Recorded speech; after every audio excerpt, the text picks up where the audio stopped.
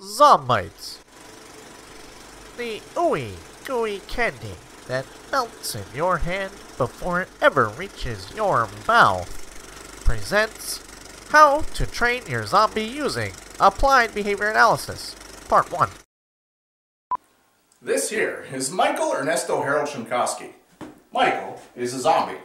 But don't run and grab that shotgun just yet, because Michael is a zombie who has been trained in socially acceptable behavior using applied behavior analysis. Michael? Good job, Michael. We decided early that the group of zombies we were trying to train would receive an intervention of differential reinforcement of alternative behavior. That is to say, we would train the zombies to substitute the aggressive behavior that is common with a behavior that is more socially acceptable. Here you see the researcher tasking the zombie with choosing the food on the plate. When the zombie attempts to bite the researcher, then the researcher takes its hand away. If the zombie tries to eat the food on the plate, then it is allowed to eat and is praised or reinforced for making the correct decision. Using this technique, you can see that we have shown the zombie to choose the plate of meat and not the researcher. However, this progress was not made overnight. As you can see here, it was a long, slow process that sometimes resulted in a grad assistant getting bitten. But for every grad assistant we lost, we gained another subject.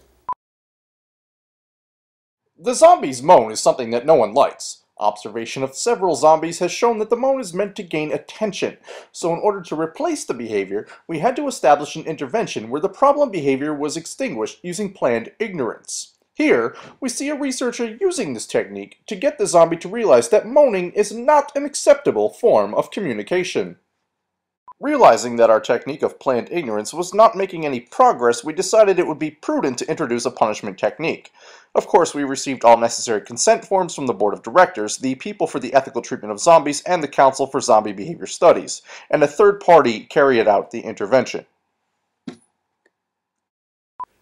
As you can see, the end result is a zombie that behaves almost as well as it did when it was human. Of course, it's still stupid and incapable of anything more than the most basic of tasks. You see, the virus that created the zombies, the infamous WBC virus, makes them dull, incompetent sheep, incapable of original thought or idea, and lacking in the basic understandings that most 3-year-olds have. Though we have proven that the behavior is manageable using applied behavior analysis, the idea perpetrated by members of PETS and certain fringe elements of the council are absolutely ludicrous. Zombies are able to be trained, but they are emotionless, dumb, and completely unable to